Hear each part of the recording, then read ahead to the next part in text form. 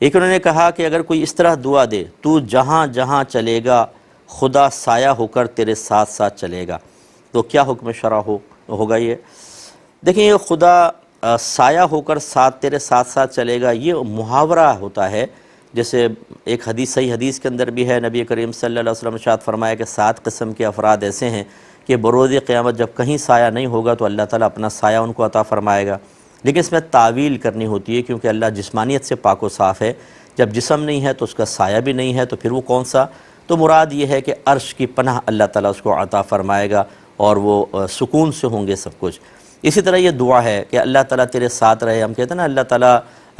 جیسے ان اللہ مع الصابرین، بے شک اللہ تعالیٰ صبر کرنے والوں کے ساتھ ہے. تو یہ ساتھ ہونا کوئی جسمانی معیت کے تحت نہیں ہوتا کہ معاذ اللہ باعتبار جسم کے، بلکہ اپنے علم، اپنے قدرت اور خصوصی توجہ رحمت کے ساتھ اللہ تعالیٰ ہمارے ساتھ ہوتا ہے. اور یہ ہم دعا دے رہے ہوتے ہیں کہ تیرے ساتھ ساتھ اللہ تعالیٰ سائے کی طرح رہے، یعنی مراد یہ ہے کہ اس کی رحمت تیری طرف متوجہ رہے. اگر اس تعویل کے ساتھ کوئی کہتا ہے تو کوئی حرج نہیں ہے. اور عمومی طور پہ ہمارے ہاں جو محاورات ہوتے ہیں ان کے حقیقی معنی کو کوئی بھی نہیں لیتا، اس پہ کوئی سخت حکم نہیں لگتا. ہاں، اگر خدا نخواستہ کوئی یہ ظاہر کرے کہ میں باقاعدہ اللہ کے لیے جسمانیت مانتا ہوں اور اسی وجہ سے میں یہ بات کہہ رہا ہوں، تو پھر وہ چونکہ خود صراحت کر دے گا، اب اس سے حسن ظن قائم نہیں ہو سکتا. اور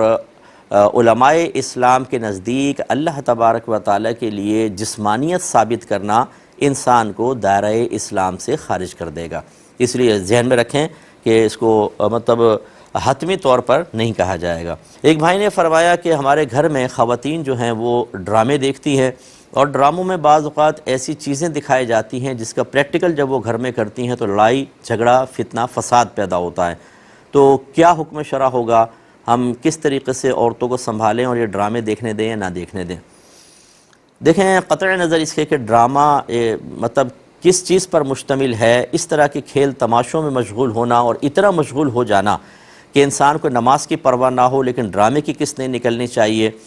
قرآن پاک کبھی نہ کھولے لیکن ڈرامے کی تمام قسطیں پوری ہونی چاہیے، اس طرح کا انہماک اور مشغولیت شریعت بالکل محبوب نہیں رکھتی ہے.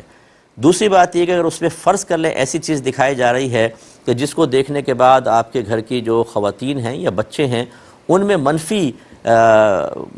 چیزیں پیدا ہو رہی ہیں، تھاٹس غلط قسم کے آ رہے ہیں، یا ان کی حرکتیں غلط ہو گئیں، جیلسی پیدا ہو رہی ہے، یا چلاکیاں جو یہ خاص طور پہ ہماری خواتین ہوتی ہیں، ناراض نہ ہو ہماری بہنیں، کہ ساس جو ہے وہ بہو کے اوپر اپنے تیر آزما رہی ہے تجربے کے، اور بہو جو ہے وہ فریش ذہن کے ساتھ اپنی اولڈ مدر ان لا کے خلاف وہ پلاننگ کر رہی ہے. بھابیاں مل گئی ہیں آپس میں، ساری دیورانی جٹھانیاں نندے ایک طرف ہو گئی ہیں، گھر میں اکھاڑے بنائے ہوئے ہیں. اگر اس قسم کے معاملات منفی اثرات آ رہے ہیں تو بالکل آپ ان سے روکیں اور سختی کے ساتھ روکیں. اور اگر ایسا نہیں ہے کہ بعض اوقات ایسا ہوتا ہے کہ بعض چیزیں ایسی پازیٹیو ہوتی ہیں کہ بچے اس کو دیکھتے ہیں تو وہ جیسے اب معاشرے کی بہت ساری تصاویر ایسی ہوتی ہیں، معاشرے میں پھیلی ہوئی ایسی برائیاں کہ وہ بعض اوقات نہ گھر والے اپنے بچوں کو بتا سکتے ہیں، نہ اسکول کالج میں خاص طور پہ کوئی ہمارے سلیبس وغیرہ میں داخل ہوتی ہیں، لیکن جو ہمارے بھولے بھالے بچے اور بچیاں ہوتی ہیں وہ اس میں انوالو ہو جاتے ہیں اور پھنس جاتے ہیں بری طریقے سے. تو یہ بھی ایک پازیٹیو ایک رزلٹ تو یہ بھی ہے کہ بعض اوقات ایسی چیزیں دیکھنے کے بعد ہمارے گھر والے، ہمارے بچے ان خطرات سے محفوظ ہو جاتے ہیں، کیونکہ وہ دیکھ لیتے ہیں جب اسی طرح کا کوئی پریکٹیکل باہر ہو رہا ہوتا ہے تو اس سے محفوظ ہوتے ہیں. لیکن اس موہوم چیز کی تلاش میں اور یقینی طور پہ بہت سارے نقصانات کو برداشت کرنا یہ ٹھیک نہیں ہوتا، اس لیے اس سے اجتناب کرنا چاہیے. ایک بھائی نے یہ پوچھا تھا کہ اگر کوئی خراب چیز ہے، کوئی غلط کسی پر ظلم ہو رہا ہے کچھ، تو وہاں کھڑے ہو کر اس کا تماشا دیکھنے کی کیا شرعی حیثیت ہوگی؟ ہم اس میں انوالو نہیں ہیں لیکن ہم کھڑے ہیں. دیکھیں، ایک حدیث میں ہے نبی کریم صلی اللہ علیہ وسلم نے ارشاد فرمایا، جو جس قوم کا مجمع بڑھائے وہ انہی میں سے ہے. اور ہمارے علماء نے فقہاء نے واضح طور پہ لکھا ہے کہ حرام چیز کا تماشا بھی حرام ہے. لہٰذا اگر کسی پہ ظلم ہو رہا ہے یا تو آپ آگے بڑھ کے اس کو روکیں، اور اگر آپ نہیں روکتے تو پھر آپ کو وہاں سے ہٹ جانا چاہیے. اور فرض کر لیں کہ آپ ہٹ نہیں سکتے ہیں، مثال کے طور پر آپ کسی ایسے ادارے سے وابستہ ہیں کہ وہاں پر کوئی کسی کے ساتھ زیادتی کر رہا ہے اور آپ وہاں سے اٹھ کے نہیں جا سکتے، تو پھر حکم شرع یہ ہوگا کہ یہ بھی روایات کا مفہوم یہی ہے کہ اگر کہیں گناہ ہو رہا ہو اور کوئی وہاں موجود ہے لیکن دل میں اس کو برا جان رہا ہے تو وہ ایسا ہے جیسے وہاں موجود ہی نہیں،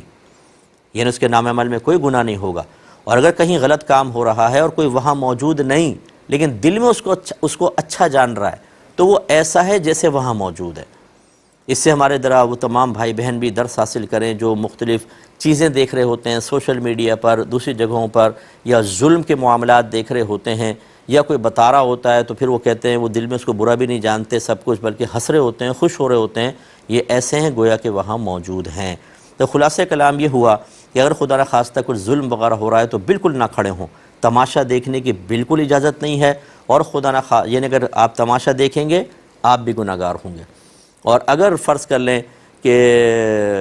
آپ وہاں پر موجود نہیں ہیں تو دل میں بالکل اس کو برا جانیں، اچھا نہیں سمجھیے گا ورنہ گناہ گار ہوں گے، اور نہیں جا سکتے تو دل میں کم از کم برا جانتے رہیں۔ یہ کیا ہے کہ آج کل عرف میں قبر کے اوپر پودے اور پھول لگوانا بہت عام ہو گیا ہے۔ وضاحت کیجیے کہ قبر پہ پودے پھول اس نیت سے لگوا سکتے ہیں کہ مردے کی بخشش ہو، لیکن پہلی بات تو یاد رکھیں کہ یہ کہیں نہیں حدیث قرآن میں آیا کہ پھول پودے سے بخشش ہو جاتی ہے۔ یہ تو آیا ہے کہ نبی کریم نے 2 قبور پر عذاب قبر ہوتا ملاحظہ کیا تو آپ نے کھجور کی ایک تر شاخ لے کے 2 ٹکڑے کیے اور انہیں قبور پہ لگا دیا، اور فرمایا کہ مجھے امید ہے کہ جب تک یہ تر رہیں گی ان کے عذاب میں کمی ہوگی۔ بخشش کا ہم نے نہیں پڑھا تو، لیکن اگر اللہ چاہے گا تو ہو سکتا ہے بخش بھی دے کہ پودے وغیرہ مسلسل ذکر الہی کرتے رہتے ہیں، لیکن ہم حتمی حکم شیورٹی کے ساتھ اس لیے نہیں دے سکتے کہ قرآن یا حدیث میں بیان نہیں ہوا، تو یہ تو آپ لفظ نہ اب ہے قبر کے اوپر، تو یہ فقہاء نے منع فرمایا کہ عین قبر کے اوپر نہیں کرے۔ ہمارے یہاں اصل میں ہوتا یہ ہے،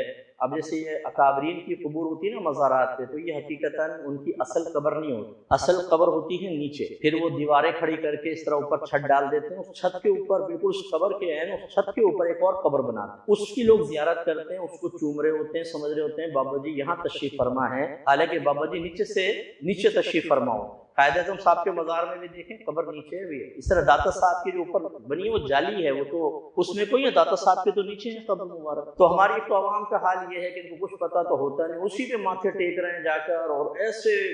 جیسے تو اندر تشریف فرمائیں۔ بھائی پہلے پتہ تو کر لو کہ یہ ان کی قبر شریف ہے یا خالی ایسی ایک بنائی ہوئی ہے۔ اب اگر اس خالی بنائی ہوئی کے اوپر پودے لگا دیے ہیں تو اس میں تو کوئی مسئلہ نہیں، وہ قبر پہ کہاں ہوا، تو یہ ذرا ذہن میں رکھیے گا۔ دوسرا، جو ہماری اکثر قبور ہوتی ہے نا، مٹی تو اتنی سی ہے، ہم 7 سے دیواریں اٹھاتے ہیں، یہ اس کے اوپر لگاتے ہیں پودے، تو حقیقتاً دیکھیں قبر تو نیچے ہے تھوڑی سی، یہ تو اوپر آپ نے دیوار کھڑی کر کے کیا، یہ بھی منع نہیں ہوگا، ہو سکتا۔ خلاصہ کلام یہ کہ کچی قبر ہو نا تھوڑی سی وسیعوں اوپر، اس کے اوپر کچھ نہ لگائیں، یہ فقہاء نے منع کیے۔ باقی اگر اس طرح اوپر قبر شریف بنا لیا آپ نے تو ٹھیک ہے، اس پہ آپ لگا سکتے ہیں، اطراف میں لگا لیں، کوئی مسئلہ نہیں ہے۔ اور اصل چیز جو ہے وہ میں آپ کو عرض کروں، اور بات وہی ہے کہ ہمیں یہ باتیں ذرا تھوڑی سی تلخ محسوس ہوتی ہیں۔ آپ جتنے بھی پھول ڈال لیں، جتنے بھی ہار ڈال لیں، جتنے پانی چھڑک کر آ جائیں، جب تک آپ نیک عمل نہیں کریں گے آپ کے مردے کو سکون نہیں ملے گا۔ اولاد نیکی کر کے ماں باپ کو سکون دینا نہیں چاہتی نا، وہ اپنے وہ لائف گزارے گی، آوارہ گردوں والی لائف، بے نمازی پن کی لائف، حرام کھانے والی لائف، غلط کام کرنے والی لائف، لیکن جا کے